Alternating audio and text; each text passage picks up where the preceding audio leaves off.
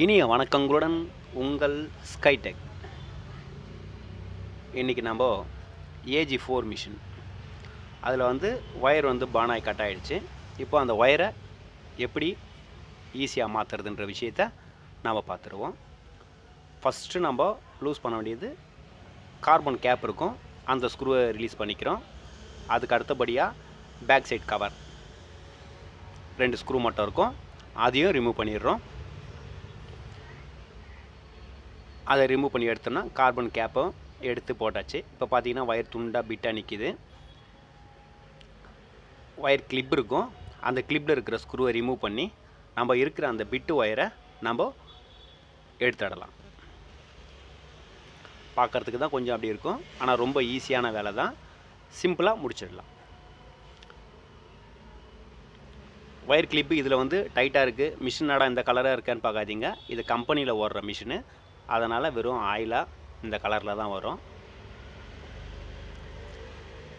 Wire clip எடுத்து போட்டோம்னா இதில் பார்த்தீங்கன்னா ஒரு ஒயர் சுவிட்சில் கனெக்ட் பண்ணியிருப்பாங்க ரெட் கலரை, பிளாக் கலர் ஒயரை கனெக்டரில் இருக்கும். அப்படி இல்லைனா கனெக்டர் இல்லைனா ஒயர் ஜாயின் போட்டிருப்பாங்க, ரெண்டே கனெக்ஷன் தான் இதில்.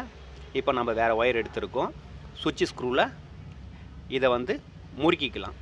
சப்போஸ் கிளிப் இருந்ததுன்னா கிளிப்பை யூஸ் பண்ணிக்கலாம், அப்படி இல்லைனா முறுக்கிக்கலாம். இப்போது நம்ம ஸ்க்ரூவில் முறுக்கிக்கிறோம். முறுக்கிட்டு ரெட் கலர் ஒயரை சுவிட்சில் கனெக்ட் பண்ணிடலாம்.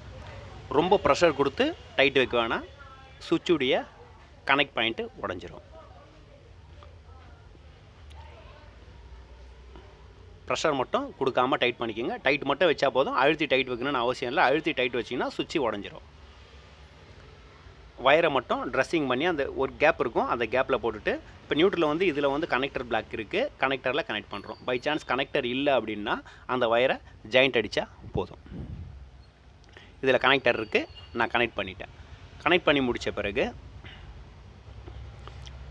அந்த ஒயருடைய கிளிப் இருக்கும், அந்த கிளிப்பில் போட்டு லாக் பண்ணிடலாம்.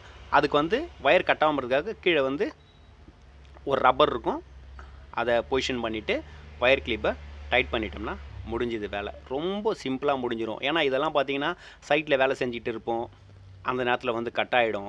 ஸோ நம்ம யூஸ் பண்ணுவோம், கட் ஆகிடும். அந்த பிரச்சனைலாம் இருக்கும்போது நாம்ளே டக்குன்னு முடிச்சிக்கலாம் வேலையை. இப்போது ஒயர் கிளிப்பை டைட் வச்சிடறோம். இந்த ஒயர் மட்டும் ஷேக் ஆகாமல் இருக்கணும். சப்போஸ் ஷேக் ஆகாமல் இருந்தால் ஏதாவது ஒரு பொருள் ஏதாவது ஒன்று வச்சு டைட் வச்சுருங்க. ஒயர் ஷேக் ஆச்சு அப்படின்னா உள்ளே இருக்கிற ஜாயிண்ட்லேருந்து உருவிட்டு வந்துடும். இப்போ ஜாயிண்ட்டோ இல்லை கனெக்டர் பிளாக்கில் இருந்தோ ஸோ ஈஸியாக உருவிட்டு வந்துடும். இப்போ மிஷினை நம்ம செக் பண்ணிட்டோம். ஓகே, இப்போது பாட்டம் கவரை போட்டுடலாம்.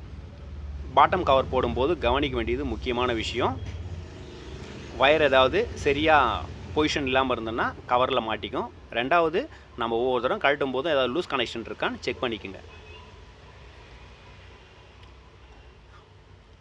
பேக் கவர் ஏற்றிட்டோம் அப்படின்னா அதுக்கு அடுத்தது கார்பன் கவரை நம்ம பொசிஷன் பண்ணிடலாம். அதை ஸ்க்ரூ போட்டுடலாம்.